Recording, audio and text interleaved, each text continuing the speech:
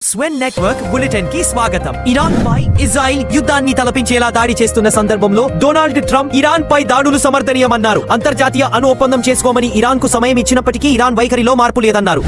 Operation raising line లో భాగంగా Israel Iran లోని చమురు ఎగుమతుల కేంద్రాలపై దాడి చేసే అవకాశం ఉన్నందున ఒకవేళ అలాంటి దాడి జరిగితే భారత్ లో పెట్రోల్ ధరలు తీవ్రంగా పెరిగే అవకాశం ఉందని నిపుణులు రాద్ డెనిస్ తెలిపారు.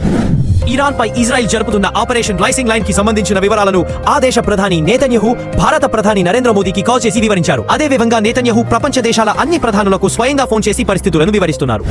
అహ్మదాబాద్ లో విమానం కూలిన సంఘటనలో 28 మంది మెడికల్ విద్యార్థులు ప్రాణాలు కోల్పోయిన విషయం తెలిసిందే. కాక తమ తోటి విద్యార్థులను కోల్పోయిన బాధతో మిగిలిన విద్యార్థులు హాస్టళ్లు ఖాళీ చేసి వెళ్తున్న దృశ్యాలు కలవరపరిచాయి. తెలంగాణ ప్రభుత్వం అట్టహాసంగా సినిమా అవార్డుల వేడుకను హైడెక్స్ లో ఇవాళ నిర్వహిస్తుంది. 2014 నుంచి 2024 వరకు ఎంపికైన ఉత్తమ చిత్రాలు, నటినటులకు తెలంగాణ గద్దర్ ఫిల్మ్ అవార్డు పేరుతో పురస్కారం అందజేయనున్నారు.